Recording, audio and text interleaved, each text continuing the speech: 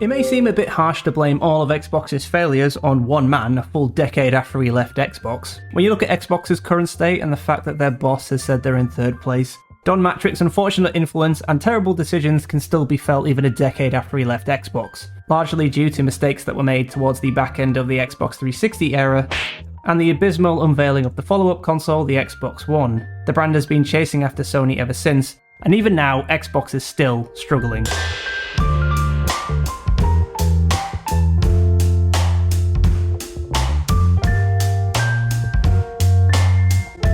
It doesn't help that Don Mattrick followed Xbox's best boss. Peter Moore led Xbox from 2003 until he left for EA Sports in 2007. One thing Peter Moore got right was the 360's first and third party lineup, as even Grand Theft Auto 4 launched on the Xbox on the same day as PlayStation, plus new franchises like Mass Effect and BioShock that launched exclusively on the Xbox 360.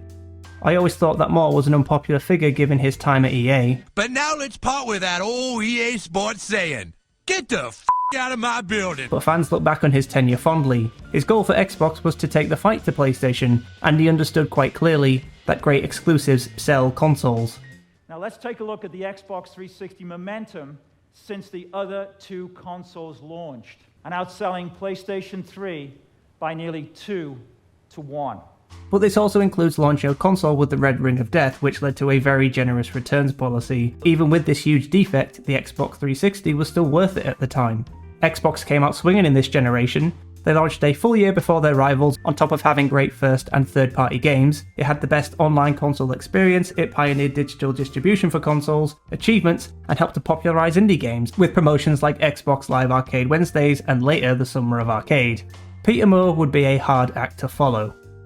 Don Mattrick had worked in the industry since the 1980s, which included a 15-year stint as president at EA before taking the job at Xbox. When he joined Xbox in 2007, the Xbox 360 was riding high and outselling the PlayStation 3, but by this point it was still playing second fiddle to the Nintendo Wii.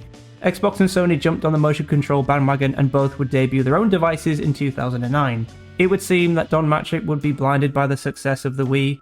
It didn't matter that the motion controls were terrible, especially if you tried to make a gameplay mechanic that was even a little bit more complicated than swinging a golf club.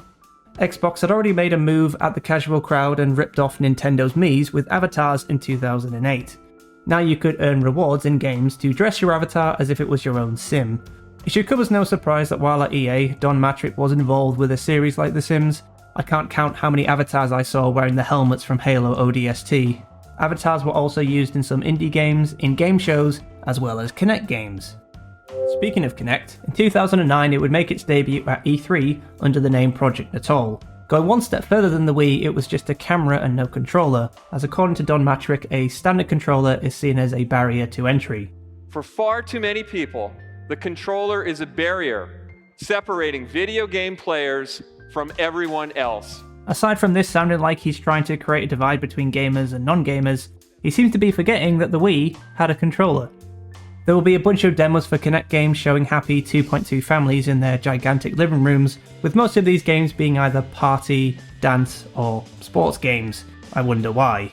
Xbox still had a decent first-party lineup at this point, but the third-party offering would start to suffer, as a number of series like BioShock, Lost Planet, and Mass Effect would make their way over to PlayStation eventually. While under Peter Moore, Xbox's goal was to take down PlayStation, but under Don Mattrick, Kinect was now Xbox's focus, and Nintendo was the new enemy. Kinect's launch was hailed as a success, as it sold 8 million units in just 2 months, and the Xbox 360 did see an increase in sales. In late 2011, the 360 had its biggest sales week in the console's history. Despite the strong sales, the motion controls sucked. You ever wonder what the bottom of an Avatar shoe looks like? Well, bam! There it is. Like the Wii, basic motions were okay, but trying anything that required precision wouldn't work. This was a device that appealed just to the casual audience. Almost immediately, the core audience rejected Kinect. And looking at the marketing and lineup of games, it's easy to see why.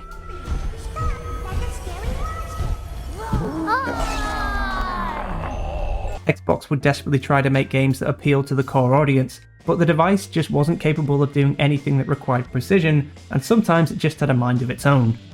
In some cases, navigating menus was a complete nightmare. Enter the world. Race for the best time on each course. Team up in a real... Also, a number of great studios were put to work to make Kinect exclusives, so again, the first party lineup would be less appealing.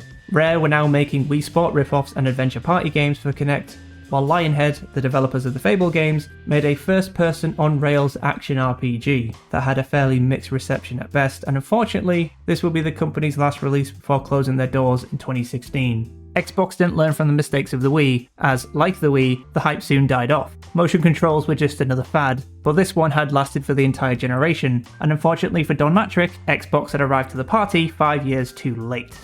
The PlayStation 3, on the other hand, focused on making great games. They improved the online experience and added a new subscription service, and the first party offering were Game of the Year contenders. Xbox put out a documentary series called Power On detailing the rise of Xbox, and episode 4 is entirely devoted to Halo and its sequel. They are very upfront here that without Halo, Xbox wouldn't exist. Microsoft had that platform-defining title that you had to go out and buy an Xbox if you wanted to play. Without Halo, we're not here. Halo Combat Evolved. Which makes it all the more disappointing when you look at the shovelware and broken promises because of Kinect. The first Xbox didn't sell anywhere near the same amount as the PlayStation 2, but a game as good as Halo is a reason to buy the console. But in the 360 era, Don Mattrick wanted you to buy an Xbox because of Kinect. The brand lost sight of what made the Xbox 360 worth buying in favour of trend chasing, and over time this put Sony back in the game. By the end of the generation, the PlayStation 3 overtook the 360, and Xbox would once again end up finishing in third place. For many Xbox fans, the Xbox One and its abysmal reveal will forever be Don Mattrick's legacy. If you've ever wondered why the third Xbox console had a very confusing name, it's because this console was meant to be an all-in-one entertainment hub, which included games, movies, TV and live sports.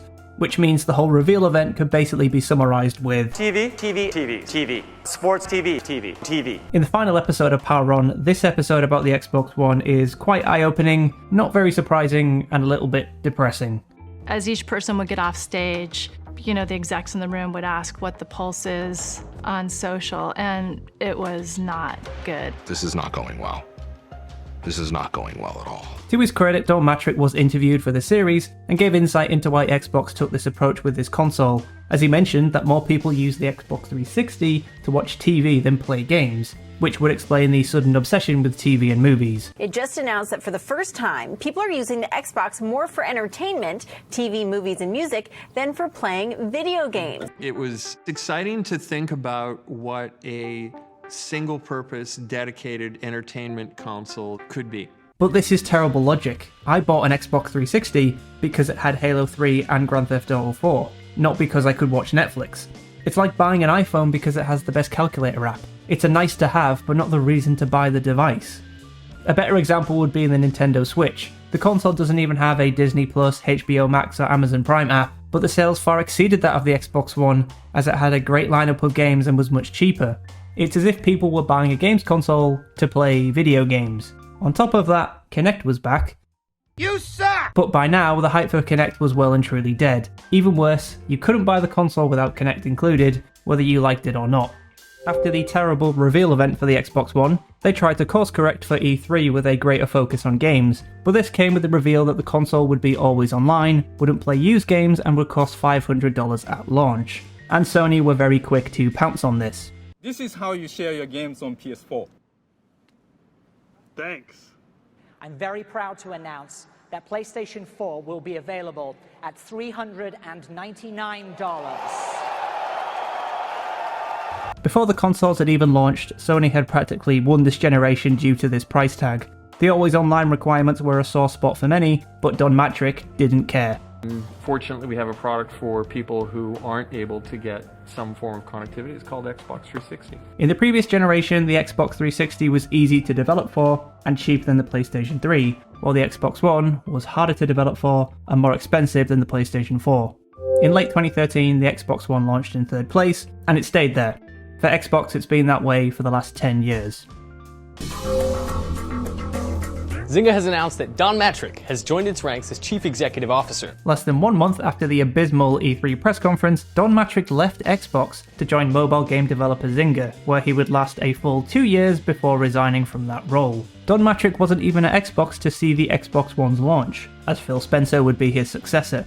Xbox One had a pretty decent lineup for the console's launch, but it did include one of the worst launch titles in history that just so happened to be a Kinect game. Big surprise there. While Kinect was included with every Xbox One at launch, by May of the following year, Kinect was dropped, which brought the price of the Xbox One down to $400, but this was too little, too late. Phil Spencer has said the Xbox One and PlayStation 4 era was the most costly generation to lose. As digital distribution became more popular with the Xbox One and PlayStation 4, gamers now have a library that they've slowly built up over the course of several years, so persuading consumers to jump ship from one console to another is even more difficult now than ever before. It would explain why the following Xbox console would have a cheaper version with no disk drive to reduce the barrier to entry for Xbox. This shouldn't excuse the more recent mistakes Xbox has made. The weaker first and third party lineup has been an issue since the Xbox One days, and the disappointing releases of Starfield and Redfall have done very little to persuade consumers to jump ship. More recently, there have been layoffs, weak console sales, and now studio closures. You can absolutely not blame Don Mattrick for this, but it feels like Xbox has been trying to play catch up ever since the Xbox One's reveal. The failure of the Xbox One and Kinect had a very negative effect on the Xbox brand, especially when Xbox went from the highs of the 360 to the lows of the Xbox One.